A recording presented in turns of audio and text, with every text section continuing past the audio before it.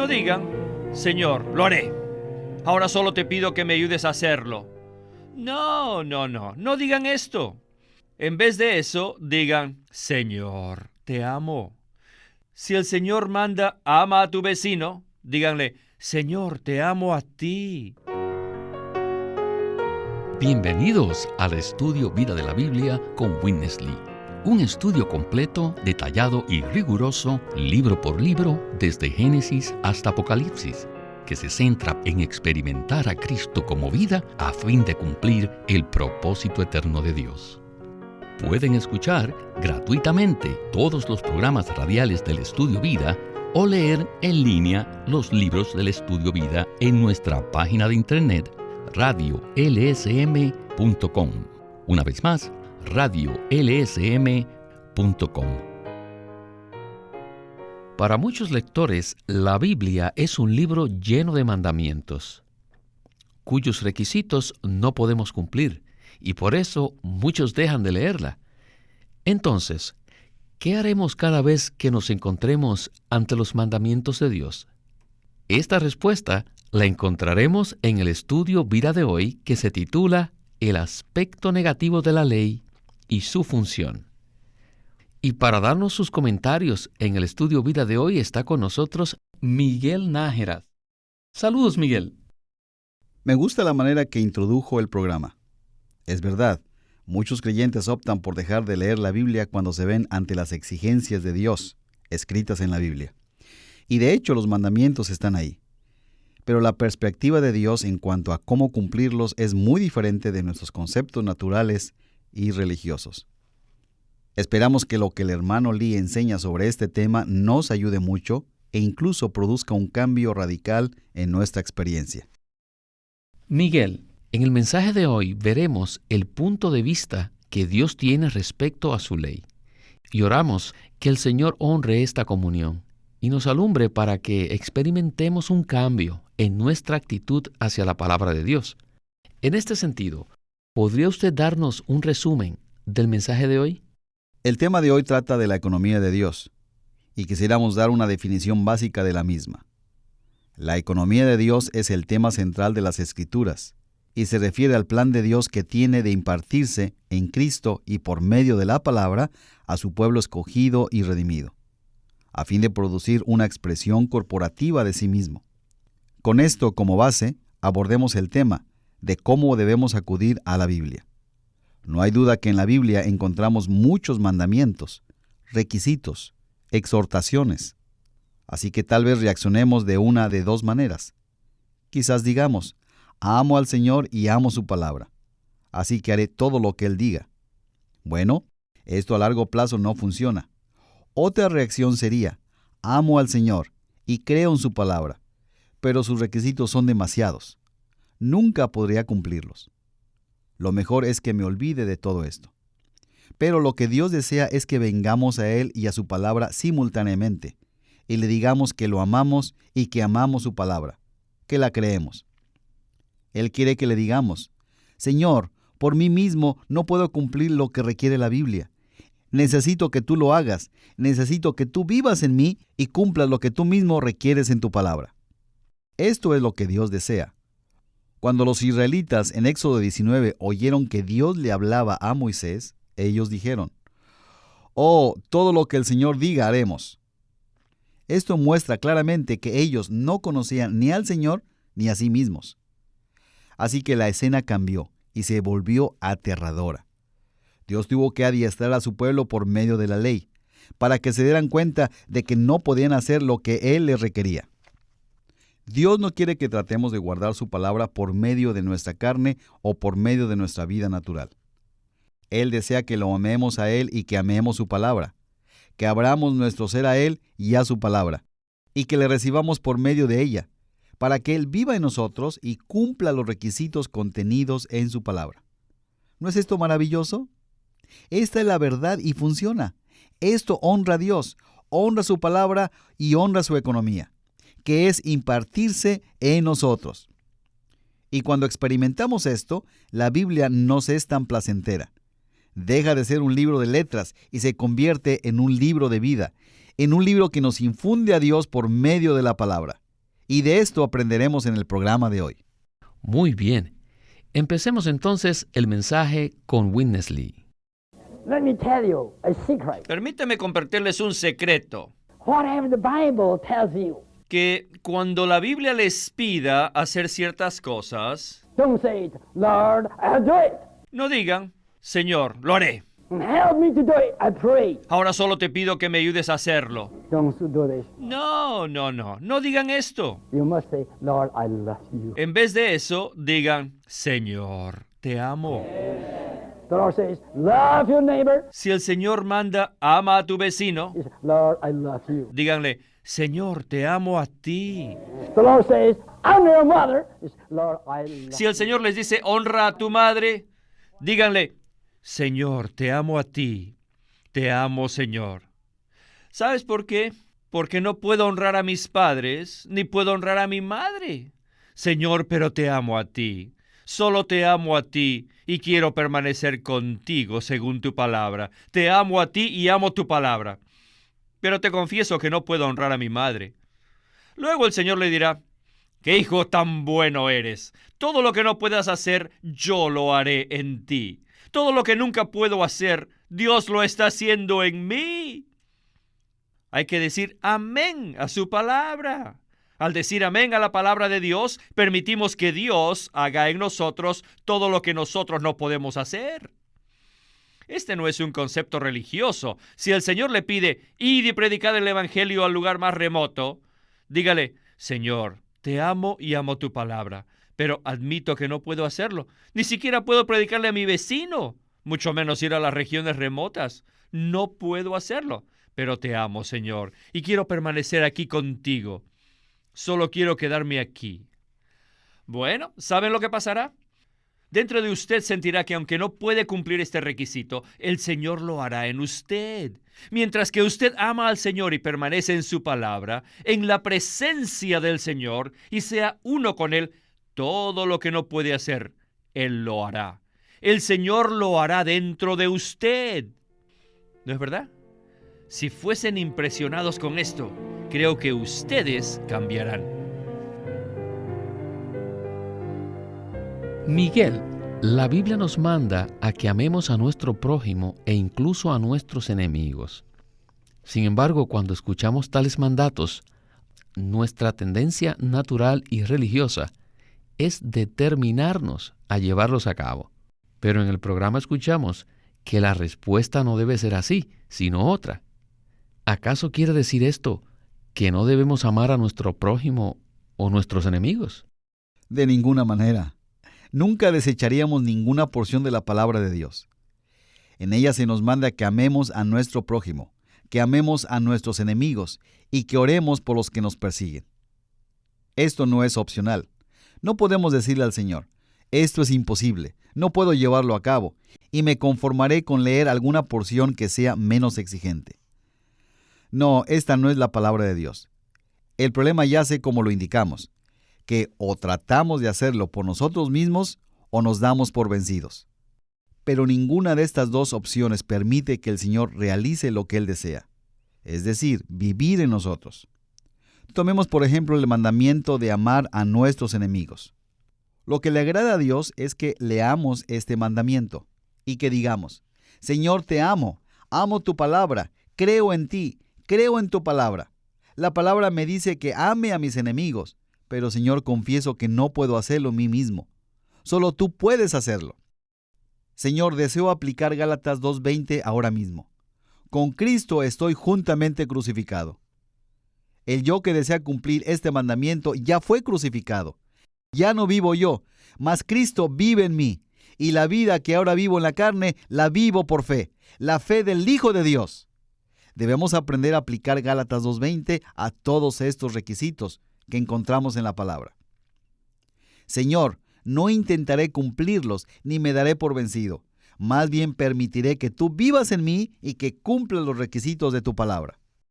¿Nos podría dar un ejemplo bíblico? ¿Un ejemplo? Bueno, todos sabemos que cuando el Señor Jesús moría en la cruz, Él oró, Padre, perdónalos porque no saben lo que hacen.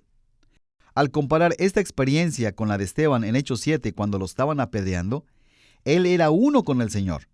El Señor se le apareció y la oración que él ofreció al final fue una réplica de lo que oró el Señor en la cruz. Él dijo: Señor, no les tomes en cuenta este pecado. ¿Creen ustedes que Esteban se propuso esto? ¿Que él se preguntó qué haría Jesús en esta situación? No, él sencillamente amaba al Señor. Era uno con él. Y en el capítulo 7 vemos que él estaba lleno de la palabra de Dios. El Señor vivía en él y la vida de Cristo se había reproducido en Esteban. Sigamos el ejemplo de nuestro hermano Esteban. Y no tratemos de amar a nuestros enemigos. No tratemos de orar por los que nos persiguen. Más bien, abramos nuestro ser al Señor. Seamos uno con Él. Llenémonos de Él y permitamos que Él viva en nosotros y cumpla su palabra en nosotros. Esto es muy sencillo y muy deleitoso. Y lo principal es que cuando nos apropiamos de la palabra de Dios de esta manera, agradamos a Dios, pues Él obtiene la oportunidad de que su amado Hijo viva en nosotros. Amén. Qué grata conversación es esta. Espero que nuestros radioescuchas también compartan con nosotros y estén satisfechos. Regresemos a Winnesley. Again, I go back. Una vez más, veamos a Moisés en el monte. Why God kept Moses there for 40 days and 40 nights doing nothing? ¿Por qué Dios lo detuvo allí por 40 días y 40 noches? Allí sin hacer nada. Really doing nothing? No. God accounts. ¿Ustedes creen que es verdad que no hacía nada? No. Dios estaba haciendo algo tremendo allí. O sea que Dios se infundió a Moisés consigo mismo. Así que allí había un hombre que llegó a resplandecer cuando descendía del monte de Dios. ¿No es esto maravilloso? Les digo, esto es lo que Dios desea. Solamente el que estuvo en la cima del monte y recibió la infusión de Dios puede cumplir el deseo del corazón de Dios. Y él llegó a ser un hombre de Dios. Y miren que no dije que llegó a ser un hombre bueno, sino un Dios hombre. ¿Por qué? Porque fue infundido por Dios mismo. Él recibió una transfusión, fue mezclado con Dios. Tal como el negro hierro puede ser infundido por el fuego y mezclado con él hasta que sea rojo como el fuego. Así era Moisés. Lo que tenía era el fuego ardiente y alumbrante. ¿No es este un ejemplo de la mezcla? Nosotros somos como el hierro negro y debemos arder. Esto es, que Dios se infunda en nosotros para que podamos brillarlo a Él. Finalmente llegamos a ser una mezcla, de tal manera que lo negro en nosotros resplandezca. ¿Y qué es esto? Este es un fuego ardiente que resplandece. ¿No es esta una mezcla? Somos hierros negros que Dios debe quemar para que resplandezcamos con Él. Este es el deseo de Dios. No importa qué parte de la Biblia leamos, ya sea Éxodo o Apocalipsis, no importa en dónde, simplemente debemos decirle a Él: Señor, te amo y quiero permanecer contigo. Quisiera tocar tu palabra y todo lo que me digas aceptaré. Pero tú sabes que yo no puedo hacerlo. Aleluya. Pero Señor, yo conozco tu estrategia. Sé que tú lo harás por mí y en mí. Yo solo quiero permanecer contigo. Esto causará una diferencia en usted. Usted no será el mismo. Yo creo que todos los esposos hemos tenido la experiencia en la cual cada vez que decidimos amar a nuestra esposa, y nunca lo logramos, nunca logramos amarla, pero en lugar de intentar amarla, cuando gastamos un tiempo en la presencia del Señor y somos infundidos por Él, después de eso, llegamos a ser el mejor esposo del mundo. Y hasta sorprendimos a nuestra esposa. Ella hasta se preguntó: ¿es este mi esposo? En muchas ocasiones, muchísimas ocasiones, cuando me propuse hacer algo, nunca logré hacerlo. Nunca. Sin embargo, también en muchas ocasiones, sin intentar hacer nada, simplemente abrí mi corazón al Señor para ser infundido con Él, y como resultado, me convertí en una persona maravillosa. Y esto es lo que el Señor desea. Pues bien, una vez más, escuchamos que cuando Dios detuvo a Moisés en la cima del monte 40 días, Moisés recibió más que solamente los 10 mandamientos. Él fue infundido, mezclado con Dios. Miguel, ¿podría explicarnos lo que queremos decir al usar la expresión mezclarse con Dios? Hablar de la palabra mezcla es hablar de dos elementos combinados en uno. Pero en esta combinación los dos elementos mantienen sus características. Lo que no queremos decir es que los elementos que se combinan producen un tercer elemento diferente a los elementos originales. Usamos esta palabra para referirnos primero a la persona de Cristo, el Dios hombre. Él es el Dios completo y el hombre perfecto, pero sigue siendo una sola persona. Lo divino está mezclado con lo humano y viceversa. Si leemos los evangelios con detenimiento, se puede distinguir que Él expresaba su humanidad, pero al mismo tiempo se podía apreciar su divinidad. Así que en el Señor vemos que no se produce un tercer elemento. La mezcla a la que nos referimos es que en la persona de Cristo lo divino y lo humano se mezclan, pero ambos permanecen distintos.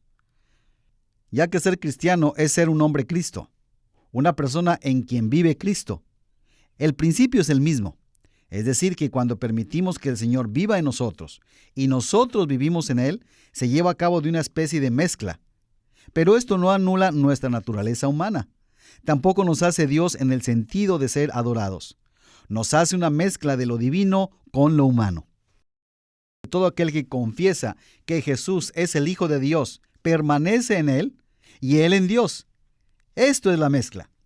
Cuando Moisés estuvo en el monte, Dios se infundió en él continuamente. Moisés seguía siendo humano, pero el elemento de Dios le fue infundido, de manera que produjo en él un resplandor maravilloso.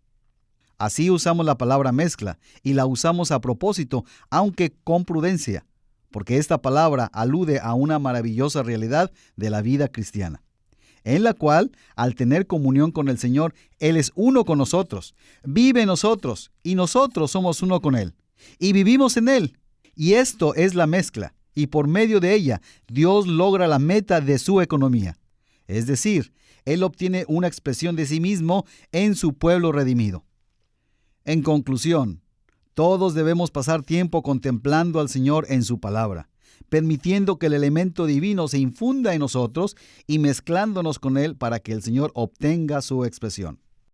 Pues bien, regresemos al mensaje y a la conclusión del mismo. Adelante.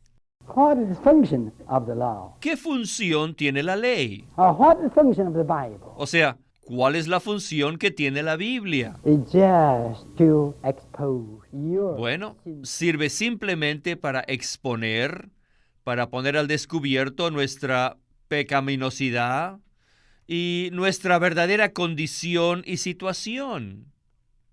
Miren, pueden apuntar estos versículos.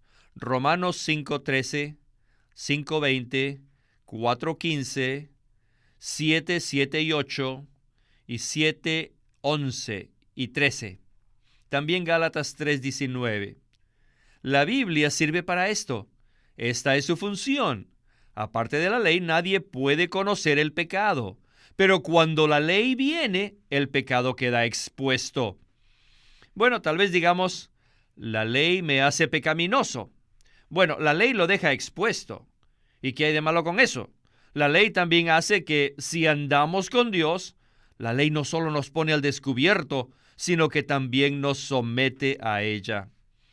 La ley nos expone y nos somete. Y por lo tanto nos hace humillarnos ante Dios. Entonces tenemos que confesar, ay Señor, soy tan malo, tan sucio, pero Señor, te amo. Pero soy muy malo, muy pecaminoso, muy sucio. Pero Señor, te doy las gracias, Señor, por tu redención, por tu sangre. Gracias por el lavamiento y la purificación, no solo mediante tu sangre, sino también por tu espíritu. ¡Qué maravilloso es esto! Sin la Biblia o sin la ley, nunca podríamos conocer nuestra pecaminosidad a este grado, ni tampoco estaríamos sometidos a nada ni nadie. Todos somos orgullosos, no solo ante otros, sino aún delante de Dios. No obstante, la ley, la Biblia, cierra nuestras bocas. No tenemos ninguna posibilidad de justificarnos ni vindicarnos. La ley de Dios y la Biblia nos ponen al descubierto y la palabra de Dios nos somete. Luego, la Biblia nos protege, nos preserva y finalmente, y miren, siempre ocurre esto, la Biblia nos lleva a Cristo. De manera que no recibiremos la maldición, sino que siempre seremos bendecidos. Seremos alumbrados, sometidos, preservados, guardados y traídos a Cristo. En esta condición, recibimos a Cristo como nuestra vida, permanecemos con Él y lo recibimos aún como nuestra persona. Y puesto que Cristo es la corporificación de Dios, al tenerlo a Él, tenemos a Dios. Al permanecer con Cristo, permanecemos con Dios. Al ser uno con Él, somos uno con Dios. Y finalmente, como resultado, nuestro vivir espontáneamente expresará a Cristo. Como dijo Pablo, porque para mí el vivir es Cristo. Este vivir a Cristo equivale al resplandor de Dios en nuestro rostro. Gloria al Señor. Creo que todos hemos experimentado el que la palabra ponga de manifiesto nuestra condición. Pero, ¿qué nos podría decir usted para ayudarnos a experimentar al Cristo que se infunde en nosotros? Diría lo siguiente: la ley, específicamente así como toda la Biblia, es un testimonio de Cristo. La función de la ley es revelar nuestra condición caída para que nos convenzamos de que somos pecadores, para que entonces nos volvamos al Señor y seamos salvos y recibamos su provisión. Así que la ley, y repito, al igual que la Biblia, tiene estas dos funciones. Por el lado positivo, es un testimonio de Dios en Cristo. Por el lado negativo, manifiesta nuestra verdadera condición, nos ilumina, luego nos sojuzga, hasta que nos convenzamos de que no podemos hacer nada en nuestra carne para salvarnos. No podemos hacer nada en nuestra vida natural para agradar a Dios. Y que nuestra única esperanza es volvernos al Señor Jesús y ser salvo. Y una vez que somos salvos, acudimos al Señor para recibir su provisión. Así que el principio es el mismo. Cuando venimos al Señor por primera vez o cuando acudimos a Él en nuestra vida diaria. La Biblia testifica de Cristo. La Biblia también revela que nosotros no podemos hacer lo que ella requiere. Así que debemos acudir a aquel de quien la Biblia testifica. Debemos amarlo, recibirlo, disfrutarlo y permitir que Él viva en nosotros para la gloria de Dios. Bueno, hermano Miguel, le agradecemos mucho que nos haya acompañado en este programa y esperamos verle muy pronto. Gracias por la invitación.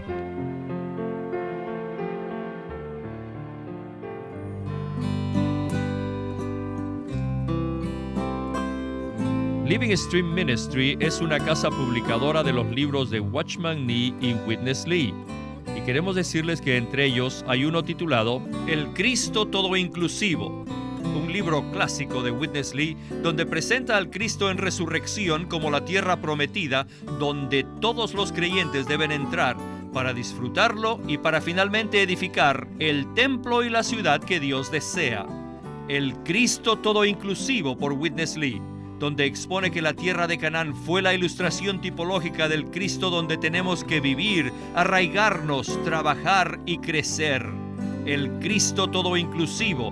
En este libro, Witness Lee analiza cómo el agua, el alimento, los minerales, etc., en la tierra prometida son los muchos aspectos de Cristo como la tierra de Canaán y nos ayuda a experimentarlo a fin de poseerlo en sus vastas dimensiones. El Cristo Todo Inclusivo por Witness Lee. Witness Lee nació en 1905 y fue criado en una familia cristiana. A la edad de 19 años fue completamente capturado para Cristo, a quien se entregó incondicionalmente para predicar el Evangelio el resto de su vida. En 1962, el hermano Lee recibió la carga de ir al occidente y fue y se estableció en California. Durante sus 35 años de servicio en los Estados Unidos, ministró en reuniones semanales, conferencias, entrenamientos, dio miles de mensajes y publicó más de 400 libros, los cuales se han traducido a más de 14 idiomas. Queremos animarlos a a que visiten nuestra página de internet, libroslsm.com. Allí encontrarán los libros impresos del Ministerio de Watchman Nee y Witness Lee, la Santa Biblia versión recobro con sus notas explicativas, y también encontrarán folletos, himnos, varias publicaciones periódicas y libros en formato electrónico. Por favor, visiten nuestra página de internet, libroslsm.com. Una vez más, libroslsm.com. Queremos presentarles la versión recobro del Nuevo Testamento. ¿Y por qué tenemos esta versión recobro? Debido a que a través de los siglos, el Señor ha recobrado muchas verdades de su economía entre los hombres. Desde los días de Martín Lutero en particular, este recobro ha progresado constantemente. A partir de la justificación por fe, la cual fue recobrada en esos tiempos, hasta la verdad de experimentar la Iglesia, el cuerpo de Cristo, vista y disfrutada por muchos cristianos hoy, este recobro ha sido como un hilo dorado que une la Iglesia en el tiempo. Las verdades recobradas y la herencia de los creyentes deben ser poseídas y disfrutadas por todos los creyentes hoy día. El Nuevo Testamento versión recobro reúne en un solo tomo todos estos aspectos notorios del recobro de la verdad y la experiencia de la vida cristiana. Junto con el texto tenemos extensas notas de pie de página escritas por Witness Lee. A diferencia de anotaciones típicas para estudiar que giran en torno al contexto histórico, geográfico y biográfico de la Biblia, las notas de la versión recobro recalcan el contenido espiritual de la palabra de Dios, abriendo así la revelación de la verdad divina y subrayando la provisión de vida que está contenida en las Escrituras. Al comienzo de cada libro se halla un bosquejo que presenta una síntesis completa del libro. Dichos bosquejos destacan el significado espiritual de los libros del Nuevo Testamento y nos dan una visión nueva, fresca y viva de cada uno de ellos. Ojalá que todos ustedes puedan tener acceso a conseguirse una versión recobro del Nuevo Testamento. Puede conseguirlas en su librería cristiana más cercana o llamando o escribiendo a Living Stream Ministry. Llámenos a nuestro teléfono gratuito 1-800-810-1149. 1-800-810-1149.